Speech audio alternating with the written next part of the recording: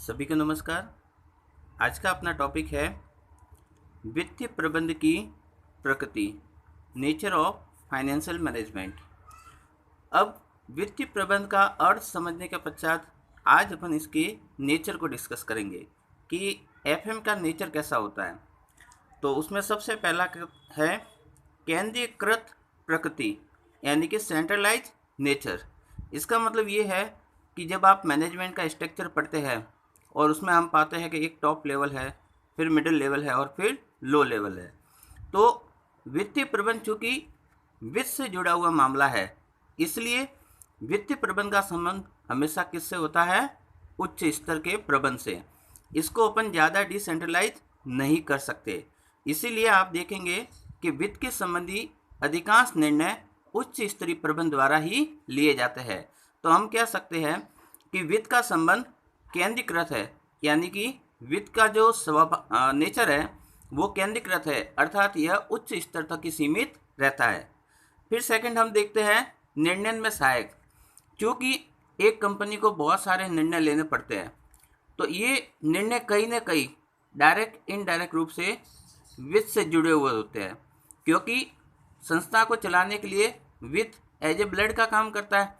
इसलिए हम देखते हैं कि संस्था का कोई भी निर्णय हो, उसमें वित्त की भूमिका कहीं ना कहीं प्रत्यक्ष या अप्रत्यक्ष रूप से होती है।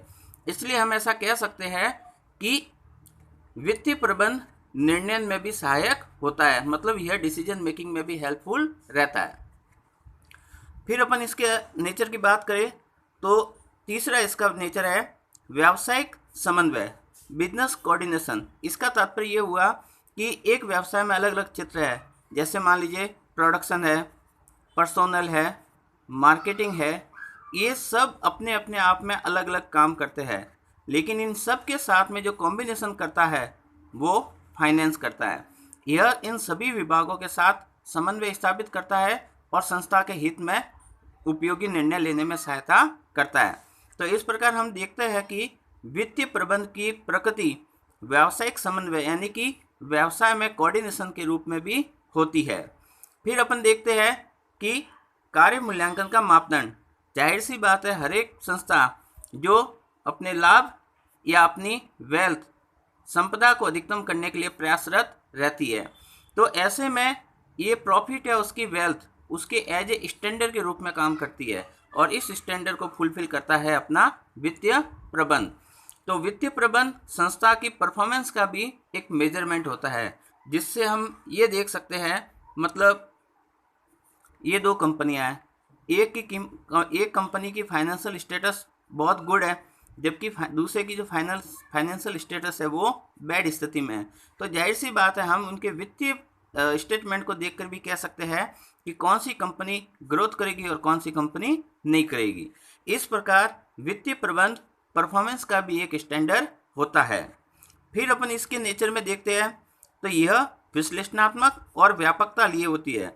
इसका मतलब ये एनालिटिकल है और वाइडर है। जैसा हमने पूर्व में अध्ययन किया था कि वर्तमान में जो वित्तीय प्रबंध है उसकी प्रकृति एनालिटिकल है। इसका मतलब ये है कि हम कोई भी निर्णय लेने के लिए, चूँकि जहाँ अभी अपन ने देखा था कि ये निर्णय में सहायक है, तो निर्णय लेने के लिए ये बहुत सारे स्टैटिस्टिकल टूल्स का भी यूज करता है, जिसमें आप देख सकते हैं रेशियो है या फिर कैश फ्लो, फंड फ्लो, बहुत सारे इसके पास में एनालिटिकल टूल्स है जिसकी सहायता से ये अपने निर्णय को श्रेष्ठ साबित करता है। तो हमारा वर्तमान का वित्तीय प्रबंध विश्लेषणात्मक यानी कि एनालिटिकल और साथ ही साथ वाइडर यानी कि इसका बहुत ही ज़्यादा प्रयोग किया जाता है। फिर इसके नेचर में आती है सतत प्रशासनिक कार्य।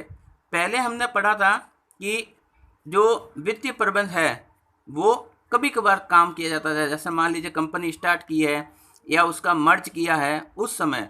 लेकिन आज हम देखते हैं वित्तीय प्रबंध एक ओकेजनल न रहकर डेली बेसिस पर वर्क करते हैं। आज हम इस काम को प्रतिदिन निरंतर और नियमित रूप से करते हैं। इस प्रकार वित्तीय प्रबंध वर्तमान में एक कंटिन्यूस किया जाने वाला एडमिनिस्ट्रेटिव वर्क है।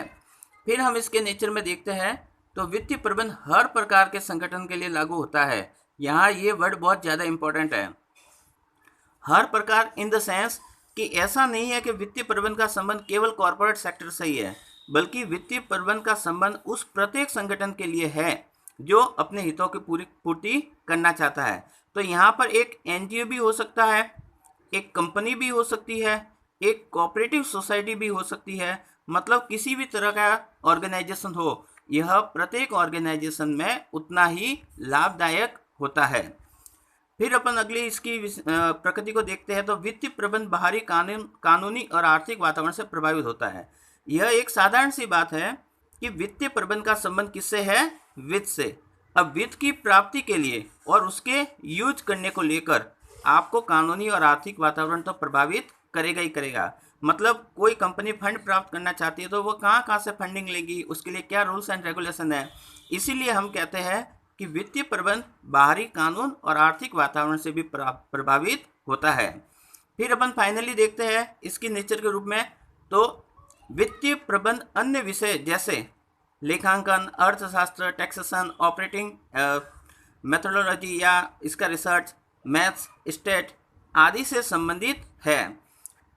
चूँकि वित्तीय प्रबंध एक डायनामिक सब्जेक्ट है जो अभी भी ग्रोथ कर रहा है, और इस सब्जेक्ट के ग्रोथ करने में इन सब्जेक्ट का बहुत बड़ा रोल है।